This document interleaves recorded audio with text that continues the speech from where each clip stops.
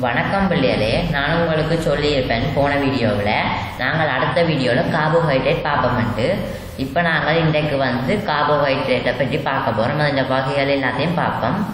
இப்போ சரி பிள்ளைகளை, நாங்கள் கார்போஹைட்ரேட்டுக்குள்ளே போவோம். சரி, இப்போ முதலாவது பாருங்கோ, கார்போஹைட்ரேட் புவியில் மிக அதிக அளவில் காணப்படும் சேதன சேர்வைகளின் கூட்டம் கார்போஹைட்ரேட்கள் ஆகும். புவியில் மிக அதிக அளவில் காணப்படும் சேதன சேர்வைகளின் கூட்டம் என்ன? கார்போஹைட்ரேட்டு. சரியோ, கார்போஹைட்ரேட்டு என்னென்று உற்பத்தி செய்யப்படுகிறது? பச்சை தாவரங்களில் மேற்கொள்ளப்படும் ஒளித்தோப்பு செயல்முறையின் போது. பச்சை தாவரத்தில் மேற்கொள்ளப்படும் ஒளித்தோப்பு செயல்முறை கார்போஹைட்ரேட் என்னென்று உற்பத்தி செய்யப்படுகிறது? ஒளித்தோப்பின் மூலம் தான் உற்பத்தி செய்யப்படுகிறது. சரியோ, உங்களை எல்லாருக்கும் தெரியும், நீங்கள் 6ஆம் ஆண்டுலேயே படிச்சிருப்பீங்க. ரெண்டாலும் சும்மா உங்களுக்கு 10ஆம் வந்திருக்கிறேன். என்ன சொல்லுங்க அப்போ, கார்போஹைட்ரேட் காணப்படும் உணவு வகைகள். உங்களுக்கே தெரியும், மா இருக்கிற உணவுகள், உருளைக்கிழங்கு, வெற்றாழை, தானிய வகைகள், சீனி, மா ஆகியவை கார்போஹைட்ரேட் அடங்கிய உணவு வகைகளாக சில உதாரணங்கள் ஆகும். சரியோ, இப்போ கார்போஹைட்ரேட்டில் இருக்கிற மூலங்கள் என்னென்ன பாருங்கோ? Carbon, hydrogen, oxygen. என்னென்ன? கார்பன், ஹைட்ரஜன், ஆக்சிஜன் ஆகிய மூலங்கள் காணப்படும்.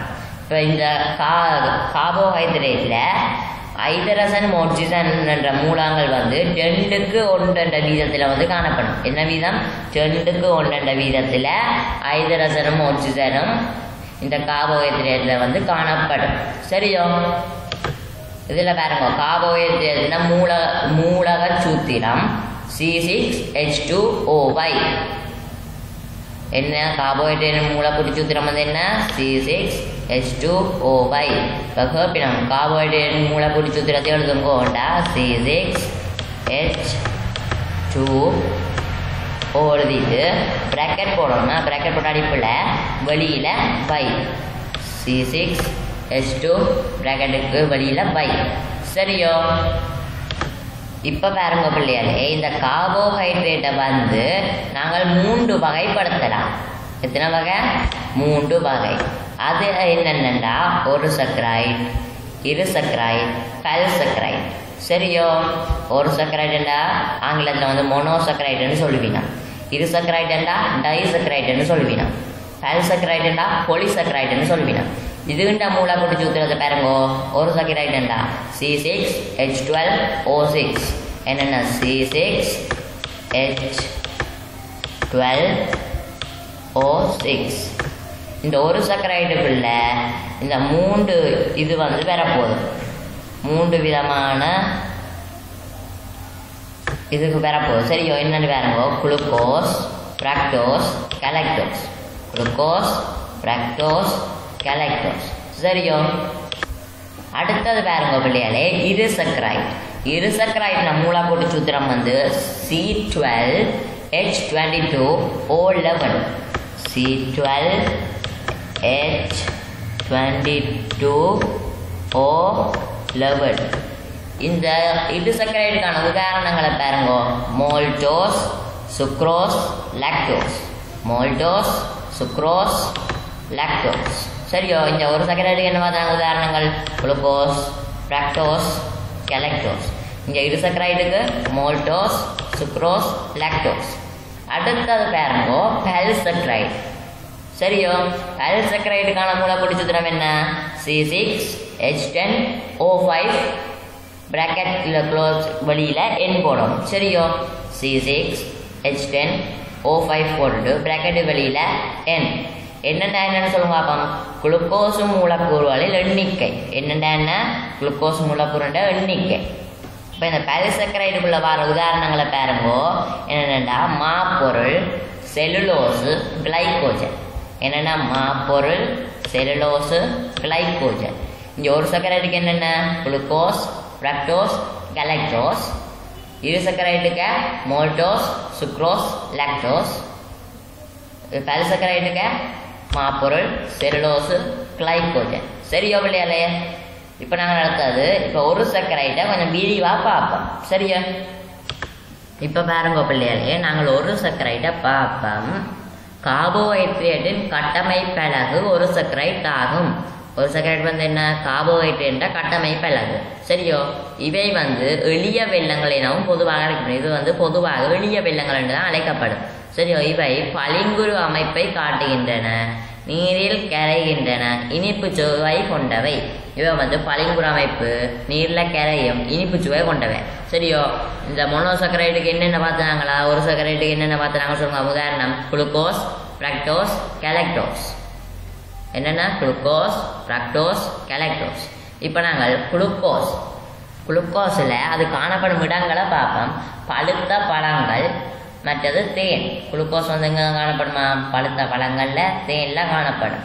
இந்த குளுக்கோஸை பற்றி வேறு தகவல்கள் இதில் தரப்பட்டிருக்கு. சரியோ?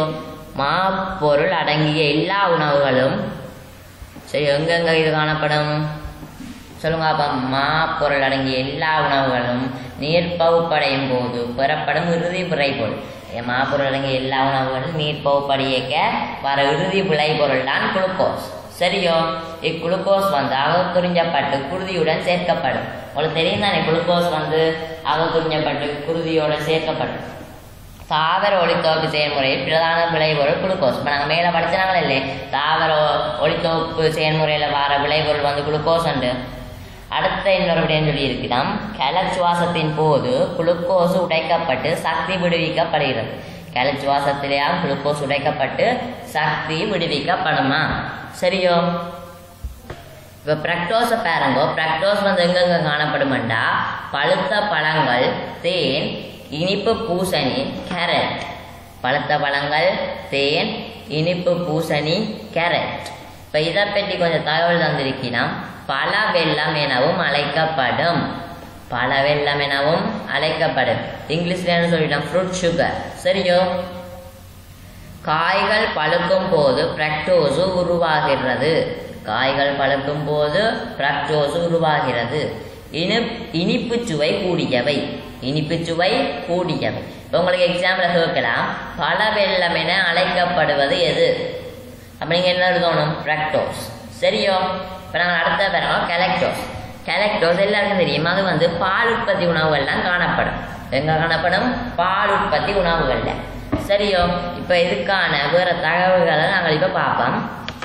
இது வந்து லாக்டோசமின் விளைவுகளெல்லாம் ஒன்றாகும். இந்த லாக்டோசமின் செமிமாட்டு விளைவுல ஒன்றாக இருக்கும்.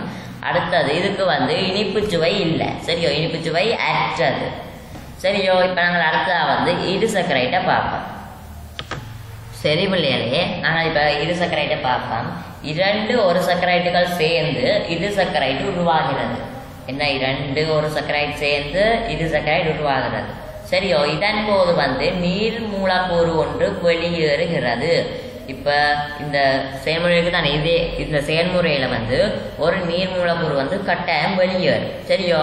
இந்த ஒரு இரு சர்க்கரைட்டுக்கான பண்பு வேறங்கோ, இனிப்பு சுவை உடையது, பளிங்குருவானது, நீரில் கரையக்கூடியது. இனிப்பு சுவை உடையது, பளிங்குருவானது, நீரில் கரையக்கூடியது.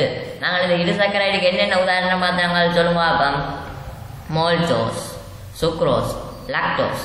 மோல்டோஸ், சுக்ரோஸ், லாக்டோஸ் இதெல்லாம் பார்த்தாங்க. சரியோ? இப்போ நாங்கள் இதை பற்றி தனித்தனியாக பார்ப்போம். சரியோ? முதலாவது வந்து நாங்கள் மோல்டோஸை பார்ப்போம். இப்போ பாருங்கோ, மோல்டோஸ் வந்து காணப்படுற இடம் வந்து முளைக்கும் வித்துக்கள். எங்க? முளைக்கும் வித்துக்கள். ஒரு குளுக்கோஸும் ஒரு குளுக்கோஸும் ஒரு குளுக்கோஸும் சேர்ந்தா, அதாவது ரெண்டு குளுக்கோஸ் சேர்ந்தா மோல்டோஸ் உருவாகும். அதோட என்ன வேணும்னு சொன்னா அப்போத ஒரு நீர் மூலக்கூறு. அதால ஒரு குளுக்கோஸும் சேர்ந்து மோல்டோஸும் ஒரு நீரும் வரும். சரியோ? இப்போ அடுத்ததை பார்ப்போம். என்ன பார்க்க போகிறோம்? மோல்டோஸுக்கு அடுத்த சுக்ரோஸ். சரியோ? சுக்ரோஸை பார்ப்போம். சுக்ரோஸ் வந்து எங்கெங்கே காணப்படும்? வெள்ளை, கமசிவப்பு சீனியல், கரும்பு, பீட்ரூட், சில பழங்களின் உரியல் சாறு. சரியோ?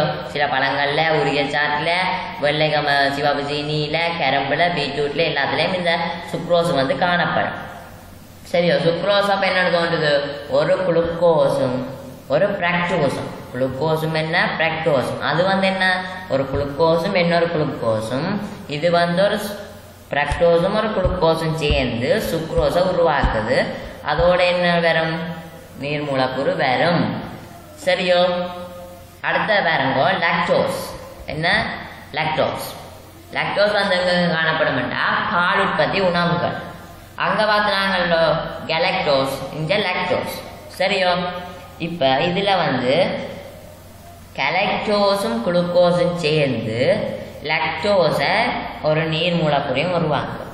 கலக்டோஸும் குளுக்கோஸும் சேர்ந்து லாக்டோஸையும் ஒரு நீர் மூலக்கூறையும் உருவாக்கும். சரியோ? இது வந்து தாவரங்களில் காணப்படாத வெள்ளம். இதுதான் லாக்டோஸ் வந்து எங்க காணப்படாது?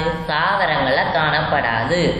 இனிப்பு சுவை குறைஞ்சது தான். அங்கே பார்த்தாங்க இனிப்பு சுவை குறைஞ்சது. இது சுக்ரோஸில் என்ன இனிப்பு சுவை கூடியது. அப்படி இல்லை, இனிப்பு சுவை கூடியது வராது பிள்ளையா. சாரி பிள்ளையாலே, இனிப்பு சுவை முடியாது. இதில் சுக்ரோஸில் வந்து இனிப்பு சுவை இருக்குது, லாக்டோஸில் வந்து இனிப்பு சுவை இல்லை. சரியோ? சுக்ரோஸில் வந்து என்ன இனிப்பு சுவை இருக்குது, லாக்டோஸில் இனிப்பு சுவை இல்லை. அடுத்தது பாருங்க, இந்த பாலில் உள்ள லாக்டோஸ் 100 வீத அமைப்பு இருக்குதானே, அது வந்து 4 வீதத்திலேருந்து 6 வீதம் மட்டும் இருக்கு. என்ன பாலில் எத்தனை வீதம் இருக்குது? 4லேருந்து 6 வீதம். தாய்ப்பாலில் லாக்டோஸ் சதவீதம் வந்து 6 வீதத்திலேருந்து 7 வீதம். சரியோ? 6 வீதத்திலேருந்து 7 வீதம். இதெல்லாம் உங்களுக்கு MCQ கேள்வியில் கேட்கறதுக்கான வாய்ப்புகள் இருக்குது பிள்ளைகளே. வடிவாக கவனமாக படிச்சுக்கொள்ளுங்க. சரி பிள்ளைகளே, நாங்கள் இப்போ பொலிசக்கரைட் அதாவது பல்சக்கரைட்டை பார்ப்போம். ஒரு பல்சக்கரைட் மூலக்கூறின் பல்பௌதியமாக்கல் மூலம் ஒரு சக்கரைட் மூலக்கூறின் பல்பௌதியமாக்கல் மூலம் பல்சக்கரைட் உருவாகின்றன. சரியோ? ஒரு சக்கரைட் என்ற கணக்கு சேர்ந்தது தான் பல்சக்கரைட். சரியோ? இவை கிளை கொண்ட அல்லது கிளையற்ற சங்கிலி அமைப்பில் காணப்படும். இவை வந்து கிளை கொண்டது, கிளையற்ற சங்கிலி அமைப்பில் வந்து காணப்படும். இந்த பல்சக்கரைட் இருக்குது தானே, அது வந்து நீரில் கரையாது, பளிங்குரு வெட்டது. இந்த இயல்பு வந்து என்ன? நீரில் கரையாது, பளிங்குரு வெட்டது. இந்த பல்சக்கரைக்கான உதாரணங்கள் நாங்கள் என்னென்ன பார்த்துனாங்க சொல்லுங்க. அப்போ ஏற்கனவே பார்த்துட்டோம். இப்போ என்னென்னா செல்லுலோசு மாப்பொருள் கிளைகோஜன். என்னென்ன? செல்லுலோசு மாப்பொருள் கிளைகோஜன். சரியோ? இந்த செல்லுலோசு மாப்பொருள் கிளைகோஜன் இருக்கு தானே, இதுவந்த கட்டமைப்பில் என்ன சொல்லுங்க. அப்போ குளுக்கோஸ் தான். இதுண்ட செல்லுலோசு மாப்பொருள் கிளைகோஜன். இதில் கட்டமைப்பில் வந்து குளுக்கோஸ். இப்போ இதில் கீழே வேறங்கோ உங்களோட மேலதிக அறிவுக்காக தான் இது தரப்பட்டிருக்குது. இந்த குளுக்கோஸ் மூலக்கூட்டின் அமைப்பு, இதுதான் குளுக்கோஸ் மூலக்கூட்டின் அமைப்பு. சில வேளையில் உங்களுக்கு எக்ஸாமில் கீறி குடிக்க வேறும், படியாக பார்த்து ஞாபகம் வச்சுருங்கோ. இது வந்து என்ன? குளுக்கோஸ் மூலக்கூட்டின் அமைப்பு. இப்போ நாங்கள் செல்லுலோஸ் எங்கெங்க காணப்படும் பார்ப்போம். இது வந்து செல்லுலோஸ் வந்து தாவர கலச்சுவரில் நேர்த்தன்மையான தாவரங்களில் வந்து இந்த செல்லுலோஸ் வந்து காணப்படும். சரியோ? இந்த செல்லுலோஸு என்னத்துக்காக பயன்படுற சொல்லுங்க. அப்போ மனிதன் செமிவாடு தொகுதியில் செமிவாடு அடைவதில்லை. இது வந்து மனிதன் செமிவாடு தொகுதியில் வந்து செமிவாடு அடையாது. சரியோ? இதனால் இவற்றிற்கு போஷணை வருமானம் வழங்கப்படுவதில்லை. எனினும் மலச்சிக்கல் ஏற்படுவதை தவிர்க்கும். இதால் வந்து ஒரு போஷணை மனிதனுக்கு வராது. ஆனால் இந்த செல்லுலோஸ் இருக்கு தானே, அது வந்து மனிதனுக்கு மலச்சிக்கலை வந்து தவிர்க்கும். இதனால நாங்கள் மாம்பழம் அதில் சாப்பிடுங்கொண்டு சொல்கிறவையாக. சரியோ? ஏன்னா மாம்பழம் எல்லாம் செல்லுலோஸ் கூடினது. இப்போ இந்த மாம்பழத்தில் நேரத்தனமே அது வந்து மலச்சிக்கலை தவிர்க்கும். சரியோ? அடுத்த வந்து நாங்கள் இந்த மாப்பொருளை பார்ப்போம். மாப்பொருளுங்க காணப்படும் தானிய வகை, கிழங்கு வகை, பெலா, ஈரப்பெலா. எங்கெங்க? தானிய வகை, கிழங்கு வகை, பெலா, ஈரப்பெலா. மாப்பொருள் இருக்குது தானே, மாப்பொருள் வந்து தாவரங்களில் களஞ்சியப்படுத்தப்படும் கார்போஹைட்ரேட் வகை தான் மாப்பொருள். தாவரங்களை களஞ்சியப்படுத்தப்படும் கார்போஹைட்ரேட் வகை என்ன? மாப்பொருள். அடுத்தது கிளைகோஜனை பார்ப்போம். கிளைகோஜன் வந்து எங்கே காணப்படும் சொல்லுங்க பார்ப்போம். விலங்குகளின் ஈரலில், தசைகள். விலங்குகளின் ஈரலில், தசைகள். சரியோ? இதை பற்றியான வேற தகவல் என்ன சொல்லுங்க பார்ப்போம். விலங்குகளின் உடலில் கார்போஹைட்ரேட் கிளைகோஜனாக களஞ்சியப்படுத்தப்படும். விலங்குகளில் கார்போஹைட்ரேட் எப்படி களஞ்சியப்படுத்தப்படும்? கிளைகோஜன். தாவரங்களில் மாப்பொருள். சரிதானே? தாவரங்களில் மாப்பொருள், விலங்குகளில் கிளைகோஜன். இதெல்லாம் உங்களுக்கு தேவையில்லை. வடிவாக பக்குவம் பார்த்து வைங்கோ. இப்போ பிள்ளைகளே, நாங்கள் அடுத்ததாக பார்ப்போம் என்னென்னா கார்போஹைட்ரேட்டின் முக்கியத்துவம். இதில் வந்து உங்களுக்கு 4 முக்கியத்துவம் தான் இருக்குது. என்னென்னு பாருங்க. முதலாவது வந்து சக்தி மூலம், 2வது சேமிப்புணவு, 3வது அங்கிகளின் கட்டமைப்பு கூறு, 4வது நியூக்ளிக் அமிலத்தின் கூறு. சக்தி மூலம், சேமிப்புணவு, அங்கிகளின் கட்டமைப்பு கூறு, நியூக்ளிக் அமிலத்தின் கூறு. சரியோ? இப்போ நாங்கள் பிள்ளைகளை கடைசியாக வந்து கார்போஹைட்ரேட்டை இனம் காண்பதற்கான சோதனையை வந்து பார்ப்போம்.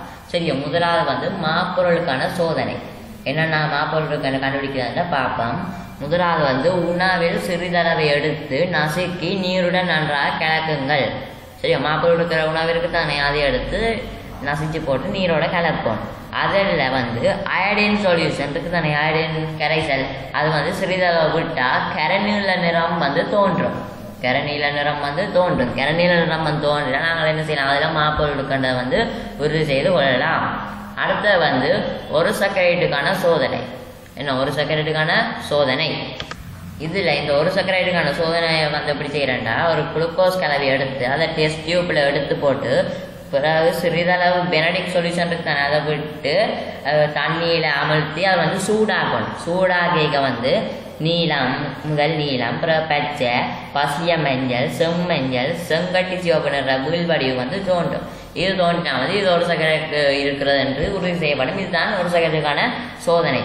அடுத்த வந்து இரு சக்கரைக்கான சோதனையை பார்ப்போம். சரியோ, இப்போ நாங்கள் இந்த இருசக்கரான சோதனையில் வந்து சுக்ரோஸ் கலவையை எடுப்போம். அதில் வந்து சிறிதளவு பெனடிக் சொல்யூஷனை சேர்த்து டெஸ்ட் டியூப்பில் அதை விட்டு நீரில் அமுழ்த்தி சூடேற்றி எடுத்தால் வந்து அதில் நிறம் மாற்றம் பெறாது. பின்னர் சிறிதளவு சல்பியூரிக் அமிலத்தை வந்து இன்னொரு சீனி கரைசலில் விட்டுட்டு அதை சூடேற்றி அதுக்கு பிறகு பெனடிக் சொல்யூஷனை விட்டால் அதே மாதிரி முதல் பார்த்தோம் இல்லை இந்த சிவப்பு, பச்சை, பசிய மஞ்சள், அதே மாதிரி இதுலேயும் நீலம், பச்சை, பசிய மஞ்சள், செம்மஞ்சள், செங்கட்டி சிவப்பு நிற வீழ்வடிவு வந்து தோன்றும்.